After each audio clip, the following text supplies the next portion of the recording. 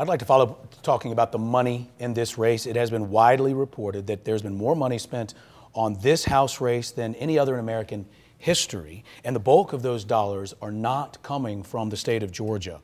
Mr. Ossoff, firstly with you, is that wrong, or what are your thoughts on that? Well, it's a major problem. There's far too much money in politics.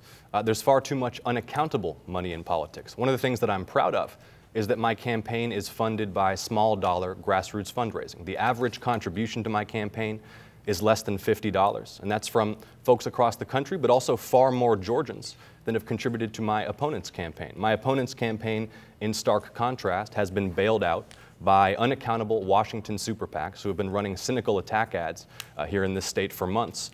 They're often funded anonymously.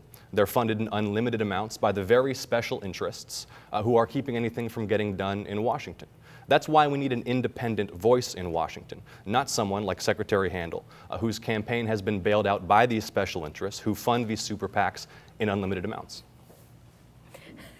Again, my opponent has a really generous observation when he's misleading folks. Number one, there are super PACs and outside groups funding both of these campaigns. But let's be clear, what's really fueling all the money in this is the fact that my opponent has more donors and more dollars coming from outside of the state of Georgia. They are coming from Nancy Pelosi, California, New York, Massachusetts. He doesn't want the people of Georgia to know that he is a liberal Democrat. He is supported by the most liberal elements of the Democratic Party. I support more transparency when it comes to campaign finance rules, but it is more than disingenuous of my opponent to suggest that somehow he has a higher road on all of this.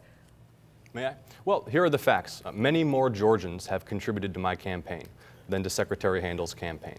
The average contribution to my campaign is less than $50. And in stark contrast, Secretary Handel, like so many career politicians in both parties who are mired in gridlock in Washington, has had her campaign bailed out by anonymous Washington super PACs who are spending unprecedented amounts on attack ads here. And Secretary Handel wouldn't be able to even tell us who's funding those super PACs because much of the contributions to them are anonymous. Again, my opponent is misleading the people of this district. There are super PACs funding you, running television ads that are misleading on my record. You don't know who are funding them. And furthermore, your campaign is being propelled by the most liberal of elements, from Nancy Pelosi to Jane Fonda, Hank Johnson, to donors, a majority of your donors from California, Massachusetts, New York. They are not from this district, and certainly they don't represent the values of this district. In fact, your values are some 3,000 miles away in San Francisco.